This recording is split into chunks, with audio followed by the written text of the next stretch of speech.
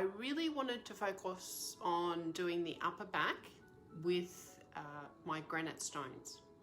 But the other thing I really want to show you, because I feel so passionate about this, is the difference between our stones.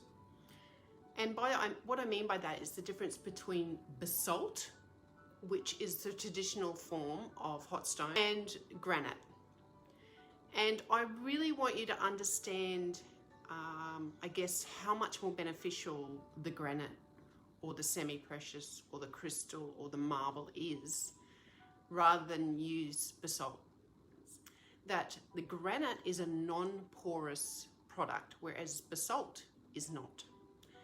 And I kind of wanted to show you how much difference there is in them. So I even have a basalt stone here. Now look, I don't know if you can see this, but that's just me touching it with a bit of oil. Basalt will absorb this oil, and over time it gets heavy with the oil and stops heating properly. That is why we use a product that is non-porous. We also use a product that's high in quartz content, so it stays hotter for longer.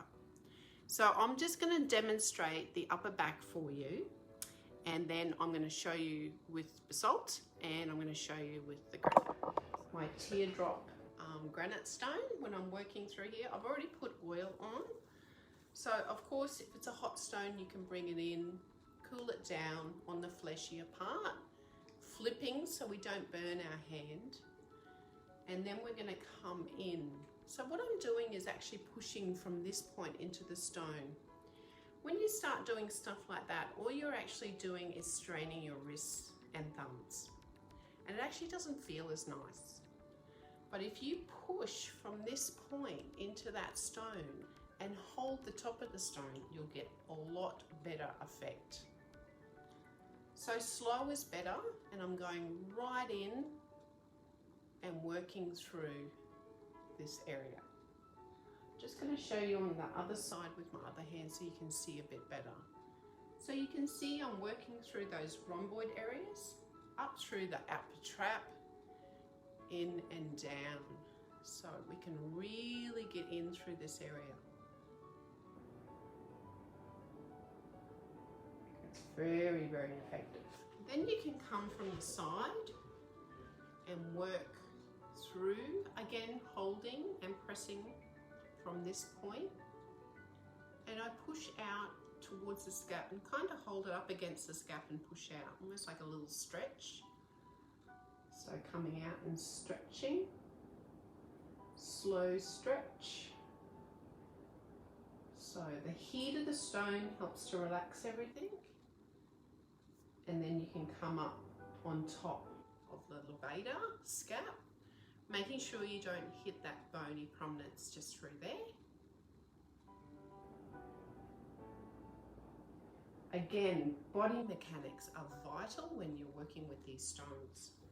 So, granite, now it's completely covered in oil, probably absorbing it. So the difference being that it doesn't feel as smooth, and you certainly feel like you're straining through your wrists when you're working with this stone too. I'm not saying basalt is all horrid. All I'm saying is we need to consider the effect that basalt has compared to the effect that granite has. And that is, having a porous stone, you will pick up their dead skin cells and you will pick up oil. It's unavoidable. And that's why our product is, I guess, high end. But it's quality. So I guess the difference is, for me personally, is that I get a lot more ability on getting those muscles to relax when I'm using my granite stones, and I honestly have much better results. And don't get me wrong, I used to use basalt when I started out, but now I know that there's products that are much better, and which is our products.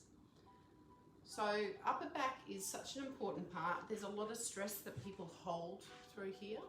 So sometimes when I'm working with the stone, I might use my hand and the stone. So coming through making sure that I'm relaxing with that stone and getting the muscles to really respond that way.